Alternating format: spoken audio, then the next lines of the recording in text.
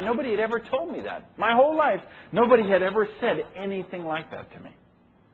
You know what they said to me? You know what I heard 1,000 times, if I heard it once, was, how could somebody so smart be so stupid? If I heard that once, I heard it 1,000 or 10,000 times. How could, that's all I, so here's this one guy who never even knew me, a parent of a girl I went to school with, who pulled my file, looked at me, came in and said, no, you're capable of so much more. I see great things from you. That was the first person who turned my life around. The second person was the one who sponsored me into network marketing, who I dedicated my book to, who showed me this bigger vision. Got me reading books like The Magic of Thinking Big, The Power of Positive Thinking, Think and Grow Rich. And I started to feed my mind.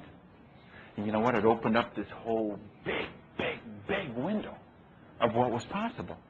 That wasn't, that the dream became, instead of how to make $300 a week to go to $350 a week, the dream became, why not $3,500 a week?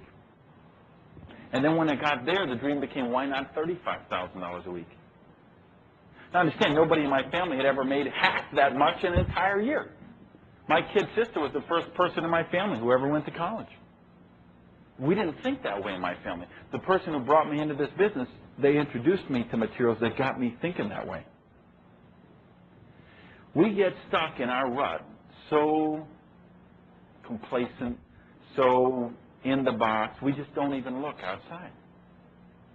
Well, so I told you, I started in a jail cell. One of the things I do now is I go and talk to kids in jail, in foster homes, schools, places like that. You know, I've got some very dear friends up in Oregon who run a foster home. They've had about 350 foster kids over the course of the years.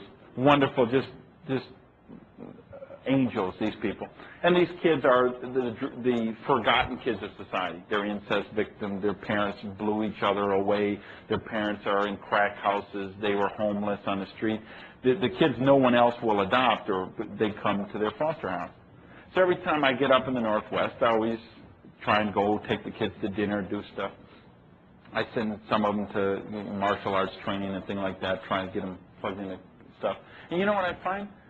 These kids who have, and I mean, I was there, the last time I was there, they had brothers who had been incested by their mother and then taken to a crack house and sold.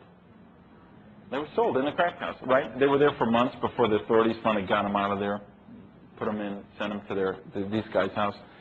And do you know those kids still had dreams? They still had dreams, man. They knew I had a Viper, and they said, oh, you got a Viper, that car's so cool. Man, when I grow up, I'm buying a Mustang GT, or I'm getting a this, and they still had dreams. And you see that with kids. They're so resilient. Every kid just knows when they grow up they're going to be an astronaut, or a rock star, or president, or an NBA star, or whatever. And what happens along the way? They get out of high school or college, and they take a job. Is it their dream job? No. It's a job they take to pay the bills. Well, honey, it's not my dream job, but it'll give us some money for right now, and we'll get our dream job later. And then pretty soon, then another job comes along, pays a little more, so they take. And it still isn't the dream job, but it's paying a little more than the last one. So the dream gets pushed back a little bit more. Maybe they meet someone along the way. All right, and now all of a sudden, now there's a couple little hungry mouths to feed, and Pampers to buy, and braces to pay for, and piano lessons, and all of a sudden, we'll live our dreams later. And then a job offer comes up, and it means moving to Cleveland, which they don't want to move, but geez, it's an extra $4,000 a year, and we need the money, honey, so there we go. And what happens when they buy a house? They buy the house if they can afford it. They get one, otherwise they get, is it their dream house? No, it's a house they can afford. What about their car? You know, I was looking, and they had in the paper about the 10 best-selling cars. Now, I looked at the list, and every single one of them was a broke-mobile. Yeah, you know what I mean. Camrys, Accords, cars made for broke people. It was like Camrys, Accord, Geo, Metro, Ford, Escort. Right? So, now here's the thing. If we got a bunch of 16-year-old kids together and say, okay, listen, you're growing up soon, you're going to be able to get your own car. What's your dream car? How many of you think we're going to say Ford Escort? Now, why is that? But how come Escort is one of the top 10 selling cars in America? Now, if you ask me, well, I got my dream cars, but ask the average person their dream car, what are they going to tell you? Vipers, Lamborghinis, Testarossas, Rolls Royce, Lexus. So why is everybody buying Neons? Because they gave up on their dreams.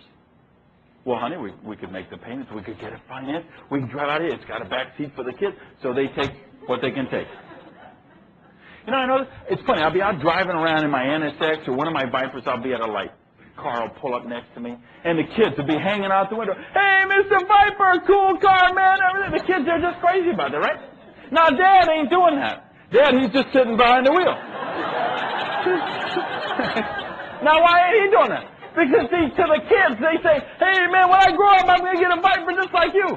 But, see, Dad ain't saying that because he's already grown up. And it's already dawned on him, he isn't going to get a Viper when he grows up. He's going to be driving that beat-up Escort for another 3.5 years till the lease expires. He'll be like I used to be, driving one of those two-tone jobs, blue on the top, rust on the bottom. 4-door cars, only 3 of them open up. I mean, that's the reality out there. So, what happened? Somewhere along the way, people give up on their dreams. 30, 35, 45, somewhere along the way, they just kind of die. And they think that's the way it is. Be realistic. This is what people are going to tell you. You get involved in this business, let me tell you what your friends are going to tell you. That stuff don't work. You got to have money to make money. You got to get in at the top. That's all a pyramid scheme. Oh, you're going to get ripped off. Oh, you're going to the cleaners. Oh, that stuff don't work. Oh, yeah, if you would have got in 20 years ago, man, it really worked, but can't do that today. Let me tell you, if you're like me, what you do when you're in that lack and limitation program, you surround yourself with people who give you permission to stay the way you are. And in my case, because I was one of these victims, I surrounded myself with victim friends. See, so, because what do? We surround ourselves with victims because we want people to feel sorry for us. And let me tell you, lots of people felt sorry for me. I mean, we know already, I've been in jail, I've been expelled from high school, I've had my business seized by the IRS, I've been shot in a robbery, had about 12 dysfunctional relationships, one after the other, after the other, after the other. You know what I mean? The name changed, the face changed, but it was the same person. Yeah. They just kept getting plastic surgery and coming back, sneaking in again. 12 in a row, negative relationship after that. So I'd get together with all my victim friends. They'd tell me their tragedy. Oh, well, yeah, what about me? I'm getting, the electric company cut off my power. My friend is telling me, oh, he's getting evicted from his place. So they tell you their tragedy, you tell them theirs, and then don't you hate it when they got a better tragedy than you do? I mean, nothing makes you madder, right? So then, when they'd have a better tragedy than me, I'd have to go out and manifest a worse tragedy, right? So you're going to go home, you're going to manifest a tumor, a meteorite landing on your garage, something, because you can't have your victim friends having a better tragedy than you. So this is what I did for 30 years. And all of a sudden, I decided I didn't want to be a victim anymore. And that's when I got back in this business and started building this business.